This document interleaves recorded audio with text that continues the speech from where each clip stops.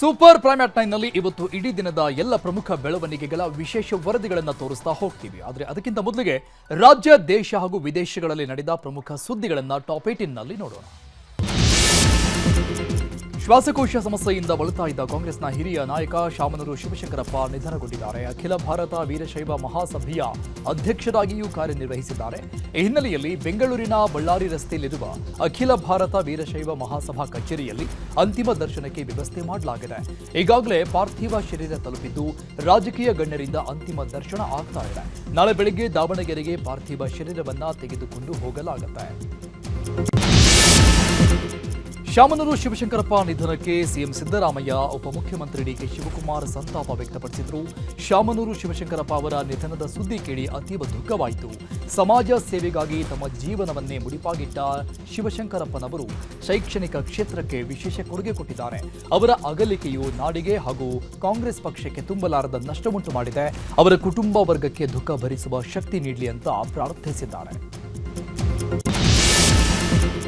ಶಾಮನೂರು ಶಿವಶಂಕರಪ್ಪ ಅವರ ನಿಧನಕ್ಕೆ ಕೇಂದ್ರ ಸಚಿವ ವಿ ಸೋಮಣ್ಣ ಸಂತಾಪ ವ್ಯಕ್ತಪಡಿಸಿದರು. ನಮ್ಮ ಸಮಾಜದ ಹಿರಿಯ ರಾಜಕಾರಣಿಯವರು ಕಳೆದ ಬಾರಿ ಭೇಟಿಯಾದಾಗ 100 ವರ್ಷ ಬಾಳಬೇಕು ಎಂದಿದ್ದೆ. ಆದರೆ ಇಂದು ಅವರು ನಿಧನರಾಗಿರುವುದು ದುಃಖ ತಂದಿದೆ. ಅವರ ಬದುಕು ತೆರೆದ ಪುಸ್ತಕದಂತಿತ್ತು. ಅವರ ಆಡಳಿತ ವೈಖರಿಗೆ ವಿಭಿನ್ನವಾಗಿತ್ತು ಅಂತ ಸೋಮಣ್ಣ ಹೇಳಿದ್ದಾರೆ. ಇನ್ನು ಕೇಂದ್ರ ಸಚಿವ ಎಚ್ ಡಿ ಕುಮಾರಸ್ವಾಮಿ ಕೂಡ ದುಃಖ ವ್ಯಕ್ತಪಡಿಸಿದರು. ನಾಡಿನ ಹಿರಿಯ ರಾಜಕಾರಣಿಗಳು, ಮಾಜಿ ಮಂತ್ರಿಗಳು ಶಾಮನೂರು ಶಿವಶಂಕರಪ್ಪನವರ ನಿಧನದ ವಾರ್ತೆ ಕೇಳಿ ಬಹಳ ದುಃಖವಾಯಿತು. ನೇರ ನಡೆನುಡಿಯ ಅವರು ಸಚಿವರಾಗಿಯೂ ನಾಡಿಗೆ ಅಪಾರ ಕೊಡುಗೆ ಕೊಟ್ಟಿದ್ದಾರೆ. ತಮ್ಮ ಇಡೀ ಜೀವನವನ್ನ ಕಾಂಗ್ರೆಸ್ ಪಕ್ಷಕ್ಕೆ ಮೀಸಲಿಟ್ಟು ದುಡಿದಿದ್ದಾರೆ. ಶ್ರೀಯುತರು ಅವರ ಆತ್ಮಕ್ಕೆ ಸದ್ಗತಿ ಸಿಗಲಿ ಅಂತ ಎಕ್ಸ್ನಲ್ಲಿ ಪೋಸ್ಟ್ ಮಾಡಿ ಸಂತಾಪ ವ್ಯಕ್ತಪಡಿಸಿದ್ದಾರೆ. ಶಾಸಕ ಶಾಮನೂರು ಶಿವಶಂಕರಪ್ಪನವರ ನಿಧನದ ಸುದ್ದಿ ಕೇಳಿ ದಾವಣಗೆರೆ ನಿವಾಸದ ಮುಂದೆ ಅಭಿಮಾನಿಗಳು, ಕಾರ್ಯಕರ್ತರು ಜಮಾಯಿಸ್ತಾ ಇದ್ದಾರೆ. ಶಾಮನೂರು ಶಿವಶಂಕರಪ್ಪ ಅವರನ್ನ ನೆನೆದು ಕಾರ್ಯಕರ್ತರು ಕಣ್ಣೀರು ಹಾಕ್ತಾ ಇದ್ದಾರೆ. ಜನ ಹೆಚ್ಚಾಗಿ ಸೇರ್ತಾ ಇರೋದ್ರಿಂದ ಪೊಲೀಸ್ ಭದ್ರತೆ ಹೆಚ್ಚು ಮಾಡಲಾಗ್ತಾ ಇದೆ.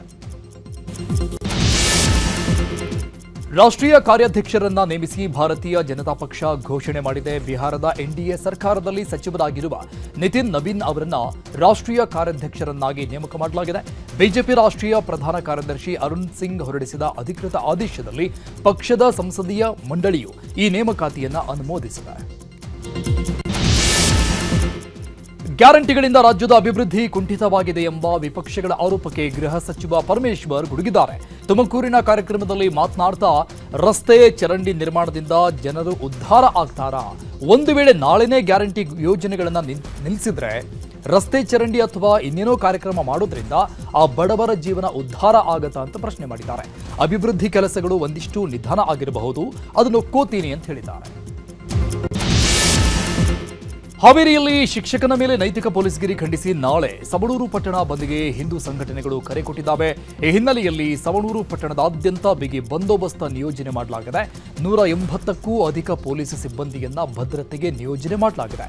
ಅಂಗಡಿ ಮುಗ್ಗಟ್ಟುಗಳನ್ನು ಬಂದ್ ಮಾಡುವುದಕ್ಕೆ ಸಂಘಟನೆಗಳು ಕರೆ ಕೊಟ್ಟಿದ್ದಾವೆ. ರೇಣುಕಾಸ್ವಾಮಿ ಕೊಲೆ ಪ್ರಕರಣದಲ್ಲಿ ಜೈಲು ಸೇರಿರುವ ಪವಿತ್ರ ಗೌಡಗೆ ಇನ್ನೂ 1 ವರ್ಷ ಬೇಲ್ ಸಿಗೋದು ಕಷ್ಟ ಅಂತ ಪವಿತ್ರ ಗೌಡ ಪರ ವಕೀಲ ಬಾಲನ್ ಹೇಳಿದ್ದಾರೆ. ಈ ಕೇಸ್ನಲ್ಲಿ ಪೊಲೀಸರು ಬಹಳ ಕಿತಾಪತಿ ಮಾಡಿದ್ದಾರೆ. ಎಫ್ಎಸ್ನಲ್ಲಿ ಸಿಕ್ಕಿರುವ ಕೂದಲು ಪವಿತ್ರ ಗೌಡದು ಅಂತ ಐಒ ಹೇಳ್ತಾ ಇದ್ದಾರೆ. ಹಾಗಾಗಿ ಪವಿತ್ರಗೆ ಇನ್ನೂ 1 ವರ್ಷ ಬೇಲ್ ಸಿಗೋದು ಕಷ್ಟ ಆಗಬಹುದು ಅಂತ ಹೇಳಿದ್ದಾರೆ. ಬೆಳಗಾವಿಯ ಅಥಣಿಯಲ್ಲಿ ಶಿವಾಜಿ ಮಹಾರಾಜರ ಪ್ರತಿಮೆಯನ್ನ ಅನಾವರಣ ಮಾಡಲಾಗಿದೆ. ಕೇಂದ್ರ ಸಚಿವ ಜ್ಯೋತಿರಾದಿತ್ಯ ಸಿಂಧ್ಯಾ ಶಿವಾಜಿ ಮಹಾರಾಜರ ಪ್ರತಿಮೆ ಅನಾವರಣ ಮಾಡಿದ್ರು. ಇದೇ ಕಾರ್ಯಕ್ರಮದಲ್ಲಿ ಭಾಗಿಯಾಗಿದ್ದ ಸಚಿವ ಸಂತೋಷ್ ಲಾಡ್ ಮುಸ್ಲಿಮರ ಬಗ್ಗೆ ಓಲೈಕೆ ಮಾತಾಡಿದ್ರು ಅಂತ ವಿವಾದ ಹುಟ್ಟಿಕೊಂಡಿದೆ. ಛತ್ತೀಸ್ಗಢದ ಬಸ್ತಾರ್ ಪ್ರದೇಶ ನಕ್ಸಲರು ಮುಕ್ತವಾದ ಅಂಚಿನಲ್ಲಿದೆ ಅಂತ ಕೇಂದ್ರ ಗೃಹ ಸಚಿವ ಅಮಿತ್ ಶಾ ಘೋಷಿಸಿದ್ದಾರೆ.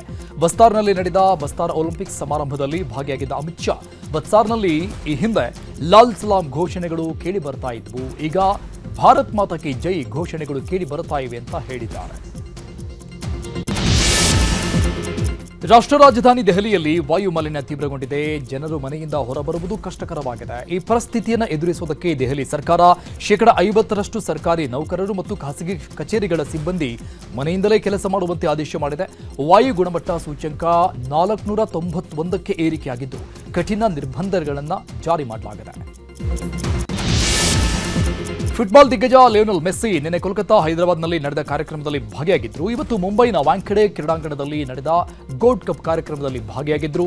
ಮೆಸ್ಸಿ ನೋಡೋಕೆ ಲಕ್ಷಾಂತರ ಅಭಿಮಾನಿಗಳು ಆಗಮಿಸಿದ್ರು. ಈ ವೇಳೆ ಸಚಿನ್ ತೆಂಡೂಲ್ಕರ್ ಮತ್ತು ಮೆಸ್ಸಿ ಟಿ ಶರ್ಟ್ ಬಿಡುಗಡೆ ಮಾಡಲಾಯಿತು. ಕೇರಳದಲ್ಲಿ ನಡೆದ ಸ್ಥಳೀಯ ಸಂಸ್ಥೆಗಳ ಚುನಾವಣೆಯಲ್ಲಿ ಸೋತಿದ್ದಕ್ಕೆ ಎಲ್ಡಿಎಫ್ ಕಾರ್ಯಕರ್ತನೊಬ್ಬ ಮೀಸೆ ಬೋಳಿಸಿಕೊಂಡಿದ್ದಾರೆ. ಬಾಬು ವರ್ಗೀಸ್ ಎಂಬಾತ ಮೀಸೆ ಬೋಳಿಸಿಕೊಂಡಿರುವ ವಿಡಿಯೋ ಸೋಷಿಯಲ್ ಮೀಡಿಯಾದಲ್ಲಿ ಹರಿದಾಡ್ತಾ ಇದೆ. ಪಟ್ಟಣಂತಿಟ್ಟ ಪುರಸಭೆ ಚುನಾವಣೆಯಲ್ಲಿ ಎಲ್ಡಿಎಫ್ ಸೋತ್ರೆ ಮೀಸೆ ಬೋಳಿಸಿಕೊಳ್ತೀನಿ ಅಂತ ಪ್ರತಿಜ್ಞೆ ಮಾಡಿತ್ತು. ಗೋವಾದ ನೈಟ್ ಕ್ಲಬ್ ಅಗ್ನಿ ದುರಂತ ಪ್ರಕರಣದಲ್ಲಿ 25 ಜನರ ಸಾವಿಗೆ ಕಾರಣರಾದ ನೈಟ್ ಕ್ಲಬ್ನ ಮಾಲೀಕರಾದ ಸೌರಭ್ ಲುಥ್ರಾ ಹಾಗೂ ಗೌರವ್ ಲುಥ್ರಾರನ್ನ ಥೈಲ್ಯಾಂಡ್ನಿಂದ 12 ದಿನದಲ್ಲಿ ಭಾರತಕ್ಕೆ ಕರೆದುಕೊಂಡು ಬರಲಾಗುತ್ತೆ. ಈ ಘಟನೆ ಬಳಿಕ ಲುಥ್ರಾ ಸಹೋದರರು ಇಬ್ಬರು ಥೈಲ್ಯಾಂಡ್ಗೆ ಎಸ್ಕೇಪ್ ಆಗಿದ್ರು. ಈಗ ಥೈಲ್ಯಾಂಡ್ನಿಂದ ಗಡೀಪಾರು ಮಾಡಲಾಗಿದೆ.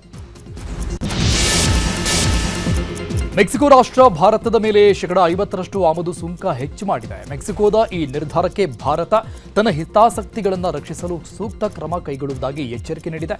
ಮೆಕ್ಸಿಕೋದ ಏಕಪಕ್ಷೀಯ ನಿರ್ಧಾರವನ್ನು ಇವತ್ತು ಭಾರತ ಖಂಡಿಸಿದ್ದು, ರಫ್ತುದಾರರ ಹಿತಾಸಕ್ತಿಗಳನ್ನು ಕಾಪಾಡಲು ಸೂಕ್ತ ಕ್ರಮಗಳನ್ನು ತೆಗೆದುಕೊಳ್ಳಲಿದೆ ಅಂತ ಹೇಳಿದೆ. ಉಕ್ರೇನ್ ಮೇಲೆ ರಷ್ಯಾ ಸೇನೆ ಕ್ಷಿಪಣಿ ದಾಳಿ ಮಾಡಿದೆ. ಉಕ್ರೇನ್ನ ಕೈಗಾರಿಕಾ ಮತ್ತು ಇಂಧನ ಮೂಲಸೌಕರ್ಯಗಳ ಮೇಲೆ ಹೈಪರ್ಸಾನಿಕ್ ಕ್ಷಿಪಣಿಗಳಿಂದ ದಾಳಿಯಾಗಿದೆ. ರಷ್ಯಾ ದಾಳಿಯಿಂದ 12ಕ್ಕೂ ಅಧಿಕ ನಾಗರಿಕ ಮೂಲಸೌಕರ್ಯಗಳಿಗೆ ಹಾನಿಯಾಗಿದೆ. 7 ಪ್ರಾಂತ್ಯಗಳಲ್ಲಿ ವಿದ್ಯುತ್ ಸಂಪರ್ಕ ಕಡಿತಗೊಂಡಿದೆ ಅಂತ ಉಕ್ರೇನ್ ಅಧ್ಯಕ್ಷ ಝೆಲೆನ್ಸ್ಕಿ ಹೇಳಿದ್ದಾರೆ. ಅಮೆರಿಕದ ರೋಡ್ ಐಲ್ಯಾಂಡ್ನ ಬ್ರೌನ್ ವಿಶ್ವವಿದ್ಯಾಲಯದಲ್ಲಿ ಭಯಾನಕ ಗುಂಡಿನ ದಾಳಿ ನಡೆದಿದೆ. ನಿನ್ನೆ ನಡೆದ ಗುಂಡಿನ ದಾಳಿಯಲ್ಲಿ 2 ಸಾವನ್ನಪ್ಪಿ 9 ಮಂದಿ ಗಂಭೀರವಾಗಿ ಗಾಯಗೊಂಡಿದ್ದಾರೆ. ಕಪ್ಪು ಬಟ್ಟೆ ಧರಿಸಿದ್ದ ಬಂದೂಕುಧಾರಿಯೊಬ್ಬ ವಿದ್ಯಾರ್ಥಿಗಳ ಮೇಲೆ ಗುಂಡಿನ ದಾಳಿ ನಡೆಸಿ ಸ್ಥಳದಿಂದ ಪರಾರಿಯಾಗಿದ್ದಾನೆ.